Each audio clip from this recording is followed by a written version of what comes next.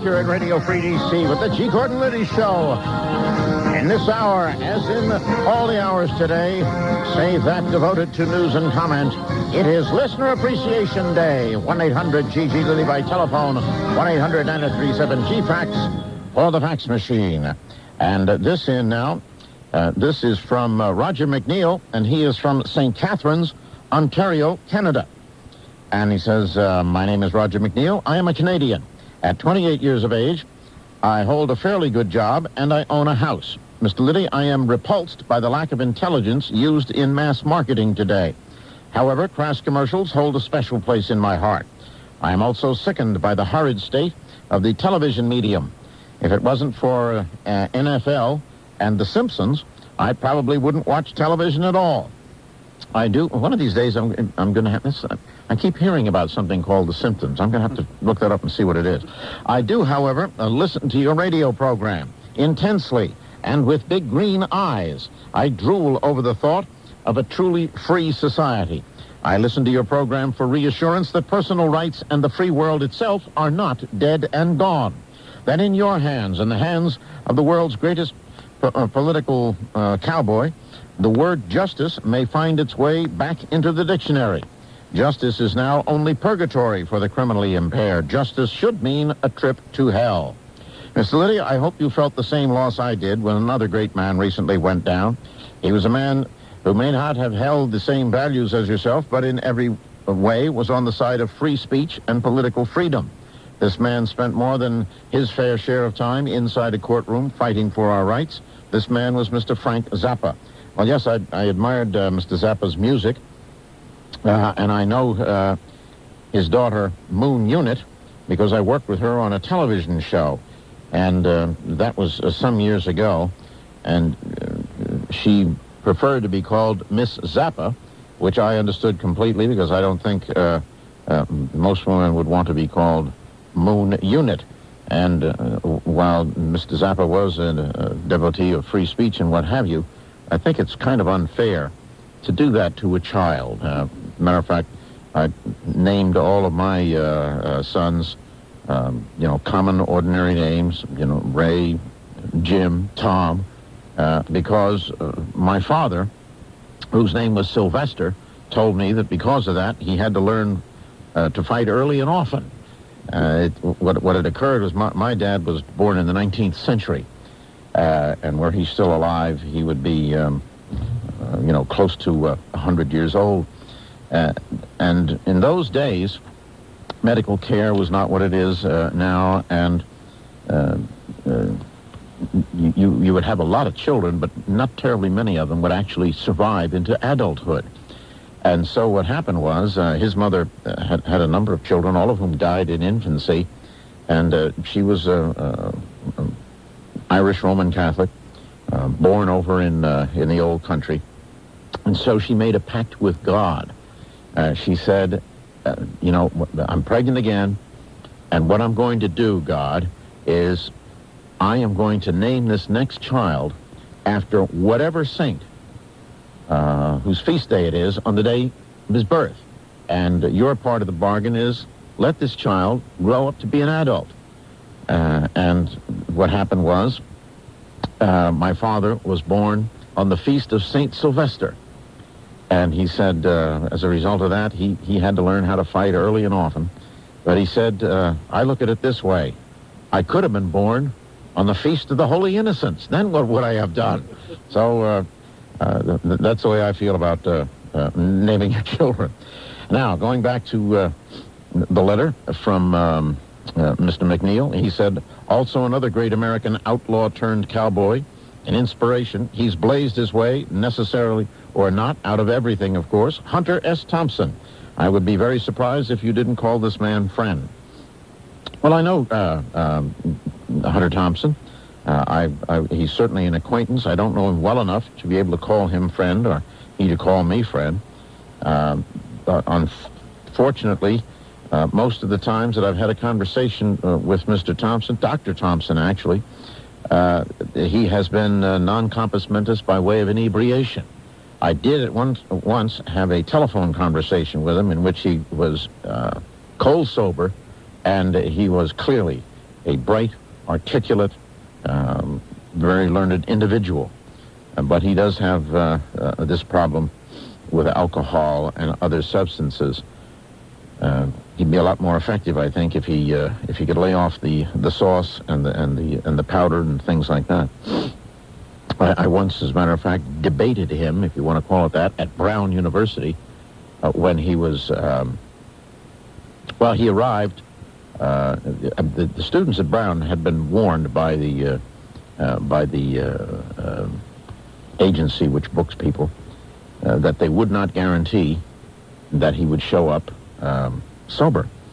And so the students at Brown paid an extra $1,500 to have Dr. Thompson accompanied by his wife, whose job it was to deliver him sober. Now, what they didn't realize was this was wife number God knows what. And Hunter Thompson is a great big man. I mean, he's 6 feet, God knows what, huge, powerful fellow. And this, his most recent wife at the time, I don't know if he's still married to her, appeared to be a little 15-year-old girl. And the idea of this poor child delivering Hunter Thompson sober, if Hunter didn't want to be sober, was ridiculous. And when he got out of the cab, he was leaning over at a tremendous angle as if he were being buffeted by a huge wind, which did not exist. And he kept saying, "Don't worry, it's going to be better, because it couldn't be any worse." Well, that was not true. As a matter of fact, it did get worse. The little girl told the Brown students, who were just really in a panic, not to worry, that she would get him straight for the debate. And they said, "We'll do anything, cooperate in any way." And I was there. And what happened was, she said, "All right, clear the ladies' room." They said, "Clear the ladies' room?" She said, "Clear the ladies' room." And so they cleared the ladies' room, and she brought him into the ladies' room.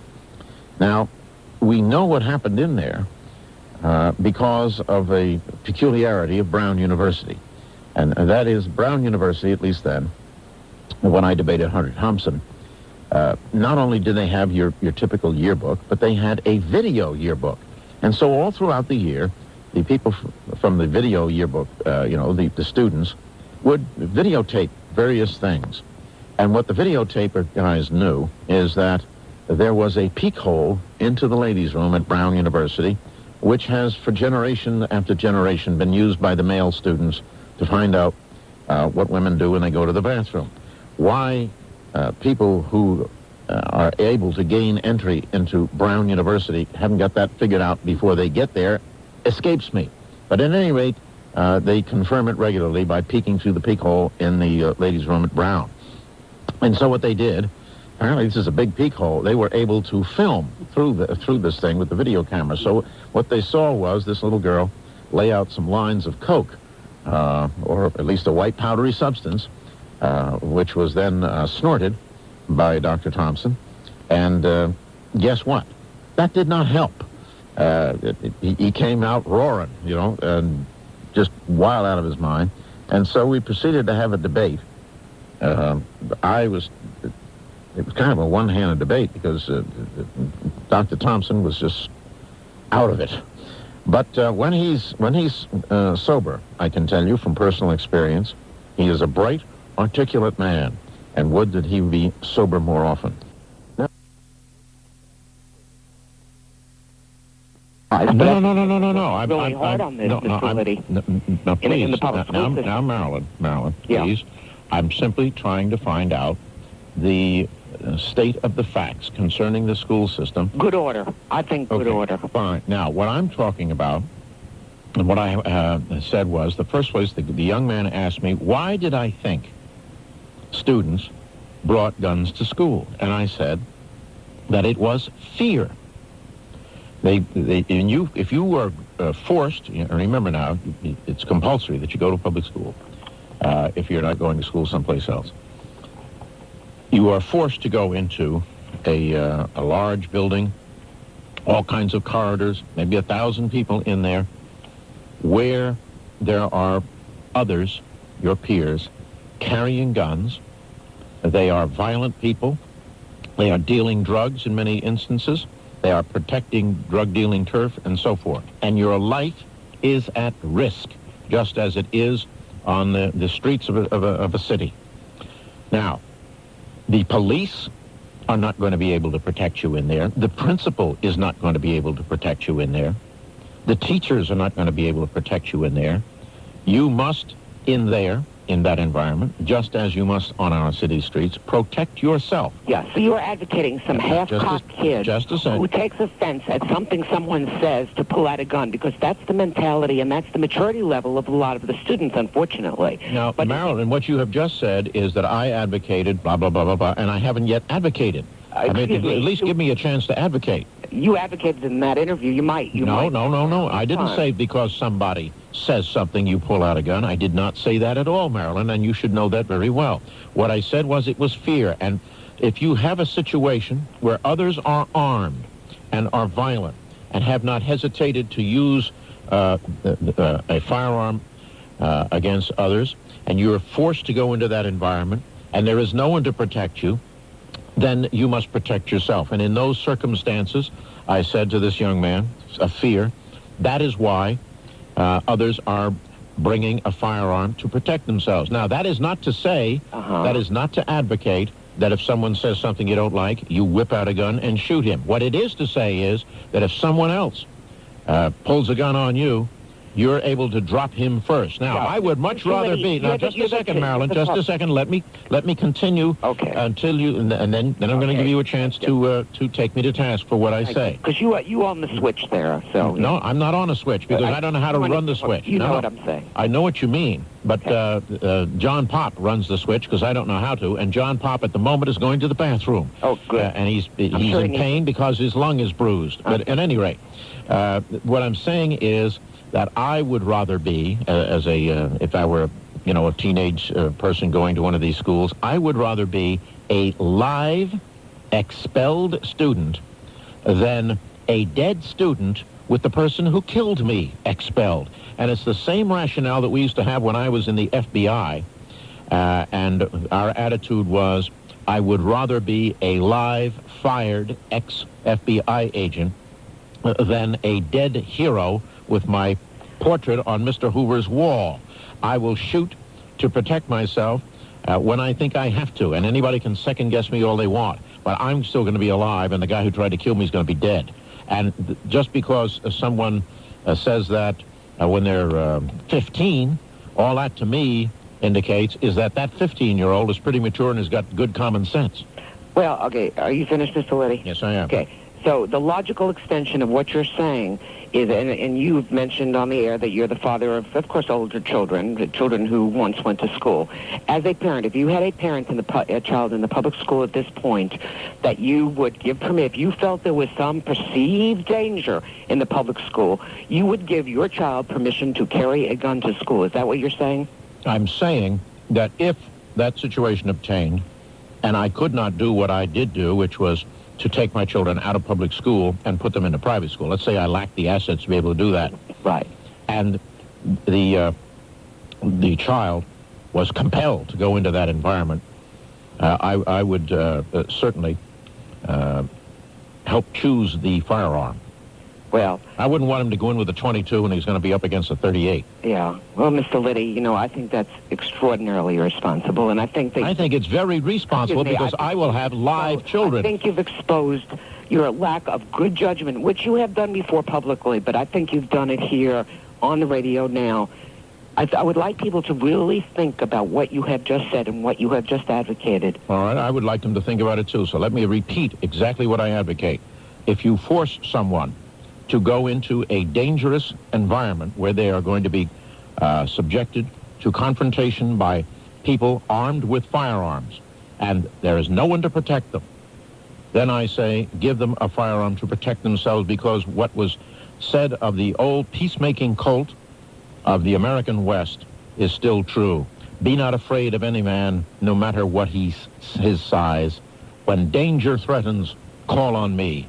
I will equalize. Now, at the same time, I feel an obligation to see to it that that child, male or female, by the way, knows how to safely and accurately handle a firearm, when to shoot, when not to shoot. Well, maybe you'd be better off sending your child to public school armed with your poetry, but not with a gun, Mr. Liddy. There's no way that you will convince me. That I know. Now, Marilyn, now we are in agreement. Okay. Now we are in agreement because there is no way. FBI, it's a fine organization. You ask the FBI. You ask the heads of the police departments whether they would advocate it. Ask people in the school system if they would advocate it. And let's have a collective judgment on this thing against your very poor judgment. In other words, the validity of an idea is going to be determined not on its merits, but on what other people happen to think of it. I would suggest to you, Marilyn, that... Yes, Mr. Liddy. Marilyn, let me suggest something to you. In this society, and that's what you're advocating. No, I'm advocating protecting your own life. Let me put it to you this way, Marilyn. If 50,000 people believe a dog is a cow, it does not become a cow. There's an objective reality here. That's exactly what I'm talking about. I'm talking about objective reality. Someone is faced with deadly force by others in a place in which they have no choice but to enter. And by the way, the training I gave my children led two of them to become Marine Corps infantry captains, another to become a career Navy SEAL, another to become an Army nurse, and the one civilian child I have is probably as good a shot as any of them. Well, that's fine. They got it in the right context. Of course they did. Took them out to the shooting range. They shot. That's great. Right. I have if they had been forced to go into the schools I'm speaking of, not your schools, Marilyn, but if they had been forced to go into the kind of schools I'm speaking of, I would have wanted them packing a gun that they knew how to use accurately, so that when someone else threw down on them, they would be able to get the other guy before the guy got him. That way, at least the person my child is still alive, Marilyn. Mr. Liddy, you would have been putting your children in this theoretical construct that you've made. What, theoretical construct? You consider these schools to be theoretical and not real? About your children in a school right now, okay? My children... Even if it's not a theoretical, if it's a real child in a real urban school or a real rural school, correct. These things, it's a dirty little secret, but these things happen in suburban schools and in rural schools, okay? All right, then I would say if it's in a suburban school where they're forced to go, where there's other people carrying firearms, I want my arms so that they come out alive in the gunfight. Mr. Liddy, the school systems are taking care of the problem. Why don't you let them do it in an orderly kind of way? The school systems are not taking care of the problem. That is the point. If the school systems were taking care of the problem, then I would agree with you. And you are going to trust the judgment of a 15-year-old as to whether, when, and where to pull out a gun because he or she has been wronged in some way. No. Somebody said something where somebody that is not what I said. See, that is what you keep saying, and that is not what I said. That is the judgment of a 15-year-old. Now, Marilyn, you speak for your 15-year-olds. I'll speak for my 15-year-olds. My 15-year-olds had good judgment. They would not have drawn a gun on someone who was not throwing down on them. Now, I can't speak for your 15-year-olds, Marilyn, but I can speak for mine. And I'm proud of mine, and they're all still alive. I think my 15-year-old... My children would have the judgment to understand that bringing a gun to school... My children, by the way... is perilous, and it is wrong, and it's totally... You be the example for your children, and Mrs. Liddy was the example for mine. And before they were 15 years old, they saw Mrs. Liddy throw down on an intruder in their home with a .45 auto, rack it back, point it at his head, and say, "What are you doing in my home?" And she, on this radio program, has said, "I would have shot that man and blown his head off." That's the kind of example they got, and I'm glad they've got it, because they came back from 3 years of active duty in the Armed Forces of the United States alive. Mr. Liddy, again, my point of view is that I understand your point of view. I just don't agree with it. Throughout your career, I think that there have been examples of where you have flaunted the law, and I think in this case it is so blatant and so irresponsible that it's almost beyond words, but not.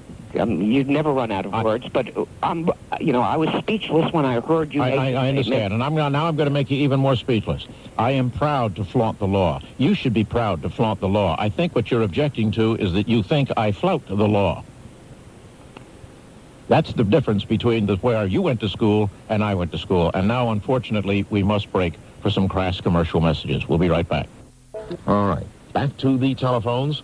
And from Lawrenceburg, Kentucky, it is Marty. Marty, you're on Radio Free DC, sir. G. Gordon. Yes, sir. What an honor. I'm fired up. I've been trying to get through to you forever. Well, I'm delighted that you succeeded, sir. I was cut off on Friday and cut off about an hour ago from all that Warsaw Pack Technology radio equipment. Oh, yeah. Well, we do our best, but you know when it's the Russian AA batteries that are failing us. That's the problem.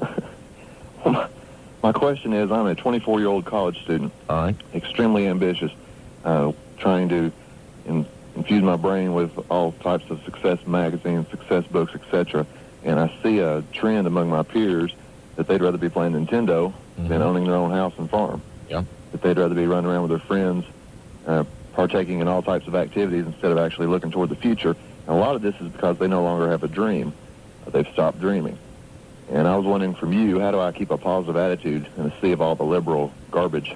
All right. Now, first of all, when you find so many of your peers who are your competitors opting out, that is a matter either of concern or rejoicing, depending upon your attitude. If you are concerned solely about yourself, why then you want to cheer, because these people are certainly not going to be able to compete with someone such as yourself. If you're concerned about your country as a whole, well, then you will be you'll be saddened by that, because you alone can't do it. It is going to require that your generation have a substantial number of effective, excellent, and hardworking people. Otherwise, the country is going to continue to go down the drain after this baby boomer president and his wacko wife are finished with us. Now, how should you achieve excellence, let us say? I really admire your lifestyle, because you don't go to a job and come home and go to a job and come home, go to a job and come home, do it for 40 years and die. No. You're well-rounded in your knowledge and your talents and your skills. I've done a lot of different things. A lot of different things. I've been a lot of different places. You name it, I've been there and I've done it well, I like to think. But let me give you the formula, if you would. Okay, go for it. What you think about, you will do. What you do, you will become. Now, let me give you an example of that. Let's say you take a young man. He's got a great facility for mathematics. It's obvious in school. And so when he achieves his degree, he goes out and he joins a bank. And he sees all this currency flowing through there, and he knows that the bank and the state bank examiners and the federal people and everybody else have got all kinds of controls to see to it that it goes where it belongs. But he says, surely someone with my facility at mathematics, with all the time in the world to sit here and to find flaws and pick holes in the system, I can skim some of this off for myself. And he thinks about it, and he thinks, no, I can't do that because they've got this control, and no, they can't do that, got that control. But finally he goes, Eureka, I've got it. And then he does it. And what does he become? A thief. Now, on the other hand, you take a young woman. She's a teenager. She's born into the most abject filth, poverty, disease, and everything else that one can imagine. She has no education at all and no prospects for any.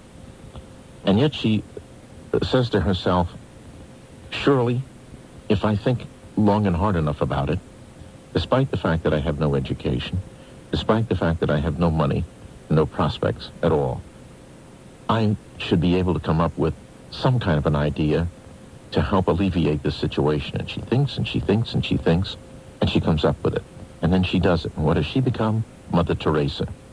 So what I want you to remember is what you think about, you do, and what you do, you become. So start being careful about that into which you devote your thoughtful energies.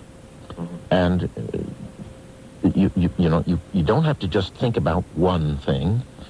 Think about things that attract you, that are interesting to you, and that you might be able to achieve. And by no means are you limited to one. Now, the same token, you don't want to be a jack of all trades and a master of none.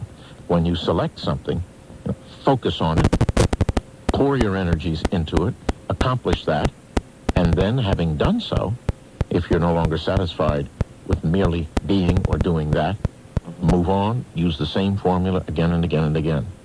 But you've got to remember that there's no free lunch, that it requires hard work and perseverance to the extent that you're willing to do that, and your peers and other contemporaries are not. You will prevail over them. Okay. Is that it? Is there any books you recommend? Yeah. Believe it or not, I was rather startled to find my autobiography, Will, in the inspiration section of a lot of bookstores rather than in the biography section. And people have told me that it has changed their lives.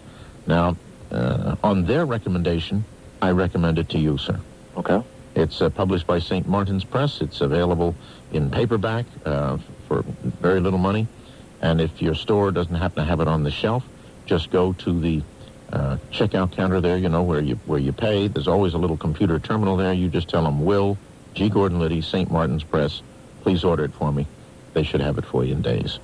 Well, great. One of my life goals was to call into this radio show, and the other one was to meet you sometime. So, well, if you're ever in Washington, D.C., the show ends at 2 o'clock. Lots of folks come out here to the studio, and I go on out and meet them, shake their hands. Happy to do it.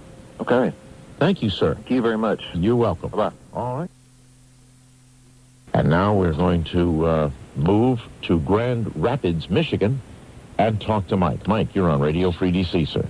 Hi, Mr. Liddy. How you doing? Well, I'm doing as well as can be expected on several hours of sleep. Well, you got some. I stuff from last night still. Oh, boy. I know what that's like. Yes, indeed. I'd like to say I really like your show, Mr. Liddy. Thank you, sir. I was a big fan of Rush Limbaugh, still am for quite a while. I usually agree with about 55, maybe 60% of what he says. And then I found your program, and you seem to be on the money almost every time, 99% of it. So thank you. Very good. Reason I called today, here in Grand Rapids and throughout the rest of the country, too, you see a lot of these gun buyback programs. Yeah, I consider them to be silly, foolish, nitwittery. Okay, that's kind of what my point of view was.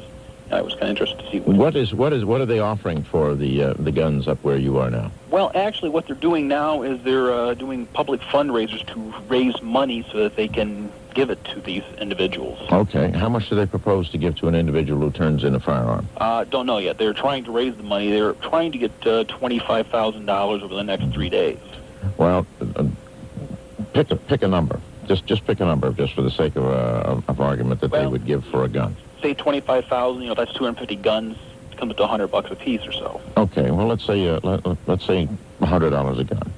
Now, there's an offer out there for $100 a gun, no questions asked.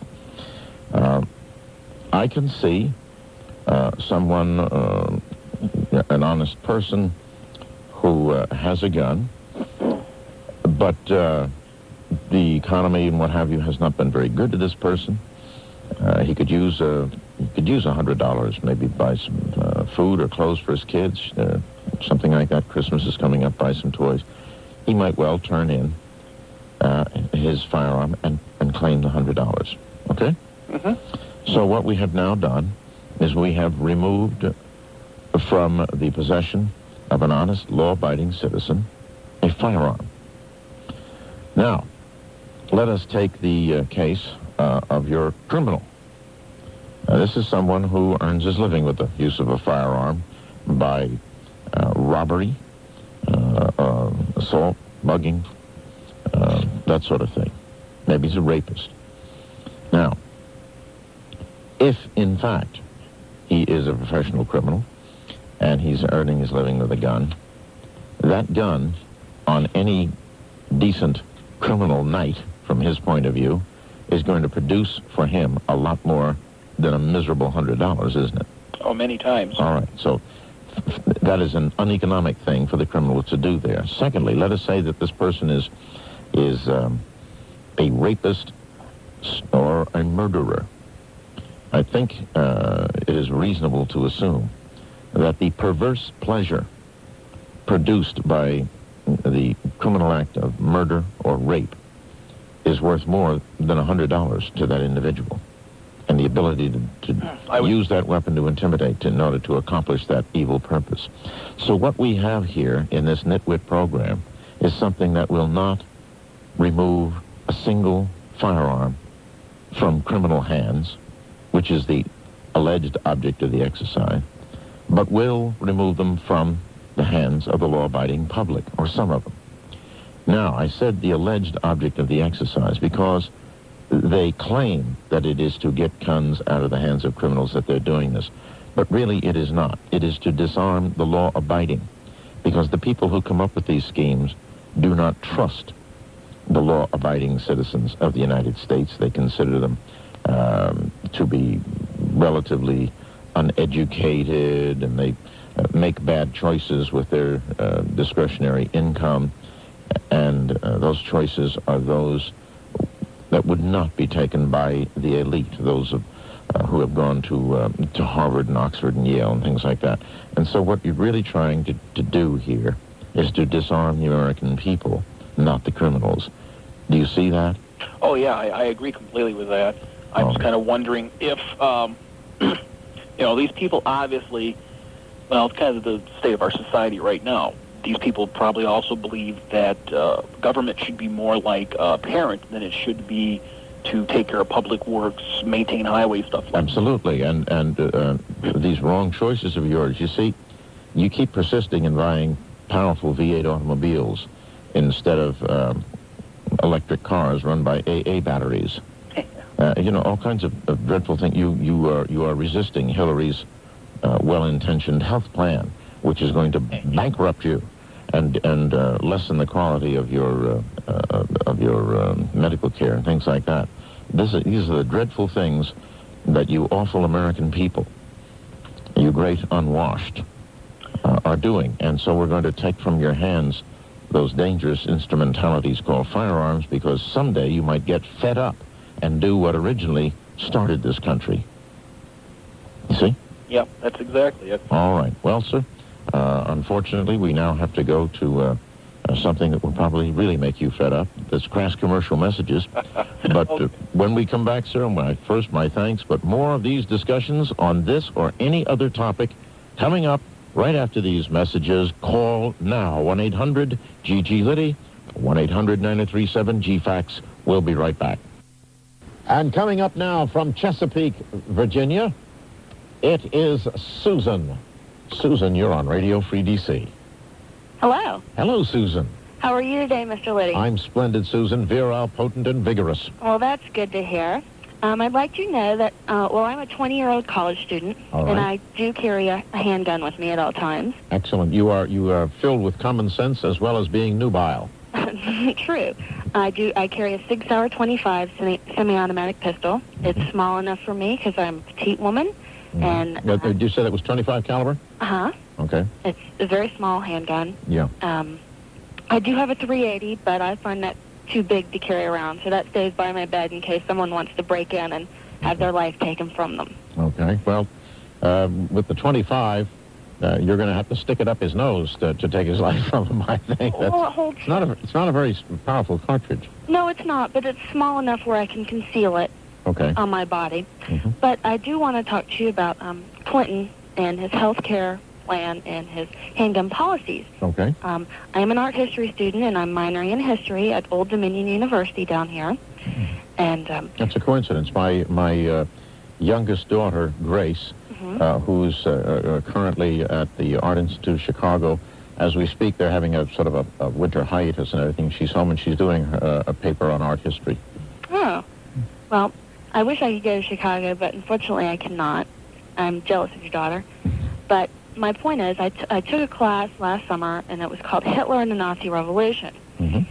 And in this class, I learned something very fascinating. When Hitler came to power in Germany in the early 1930s, one of the first two things he did two things very quickly. He socialized medicine. Yeah. And the reason he did this, in his mind, was to control the Jews, because many of the doctors in Germany at that time were Jewish. Mm-hmm. Now, Clinton also is socializing medicine, and I think that's for him, or his wife, I should say, to gain more control. Yes, it is. Anything you can socialize, you put the government in charge of, and you're in charge of the government, that gives you power.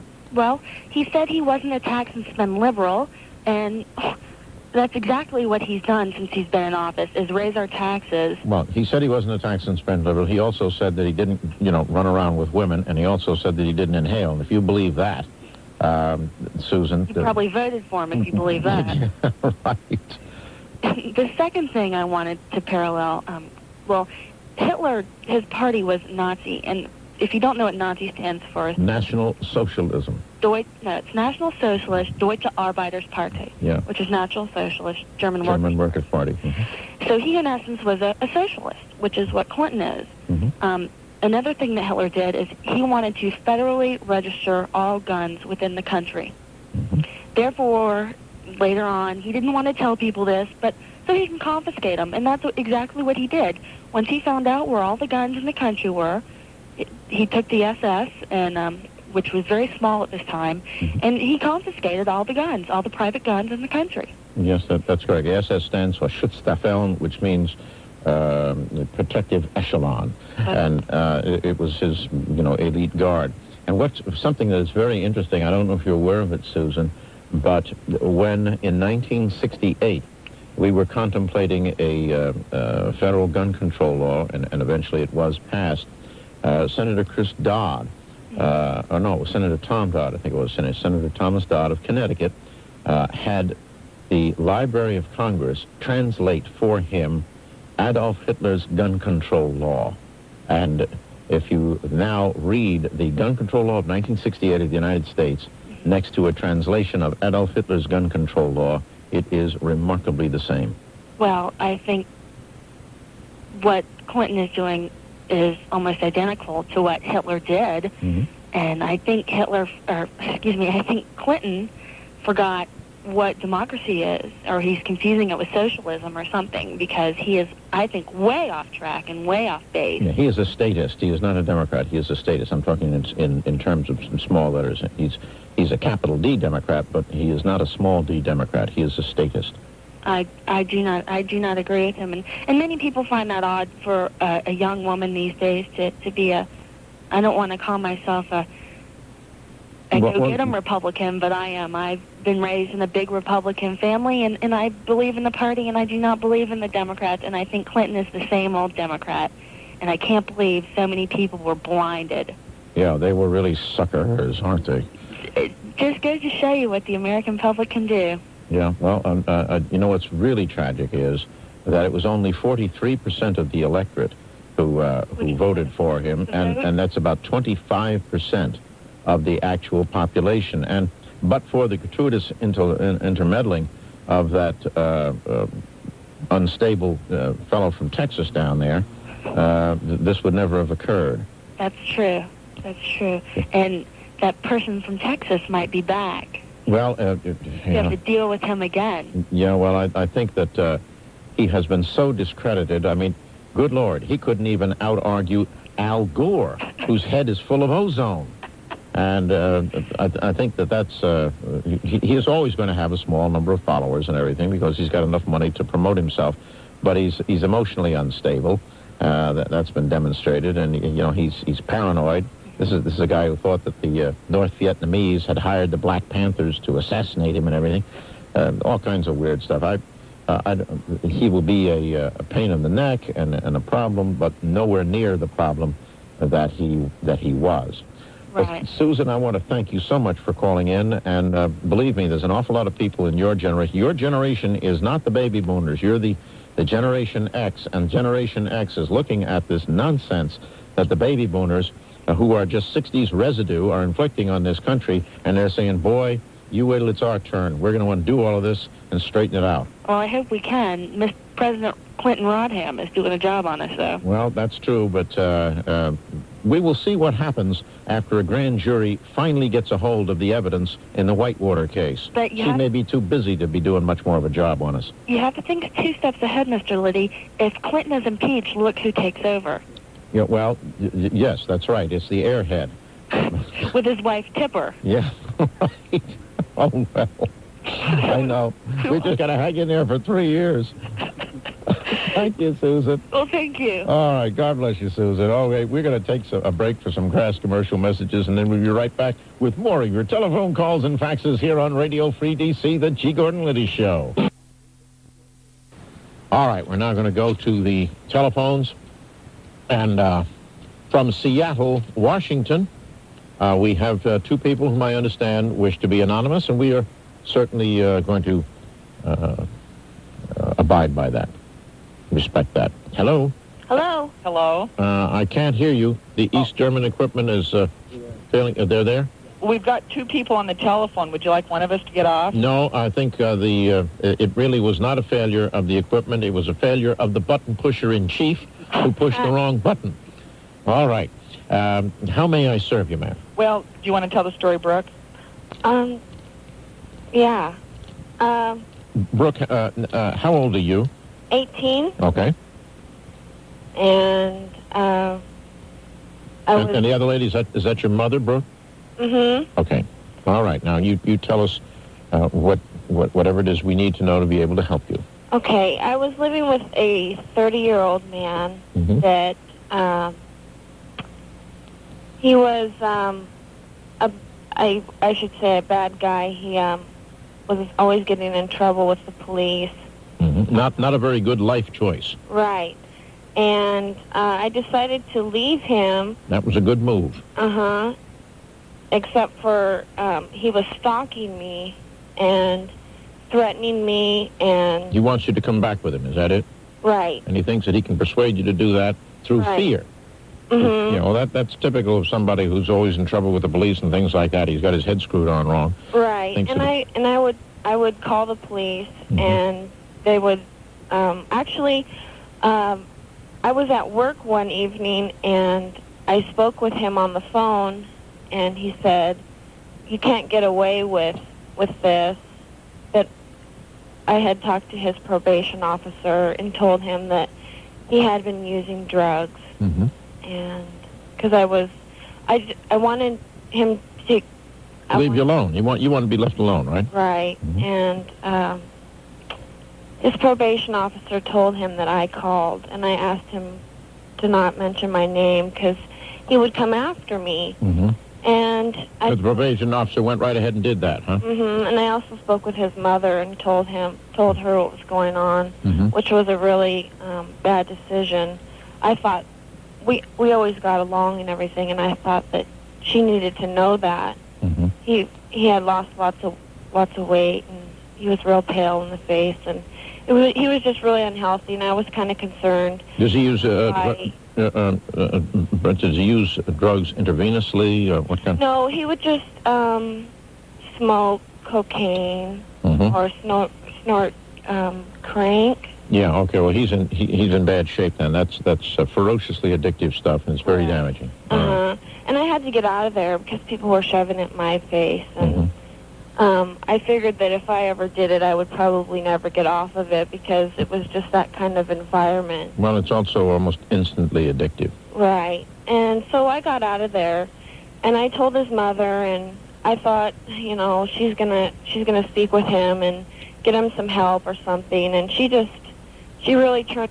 And okay. I said, you know, we have to be careful about some certain words. Now, you and I know what that word means. Oh, I'm sorry. But the FCC and a Mr. Quello down there, he doesn't know what it means, and so it frightens him when people say it. Okay.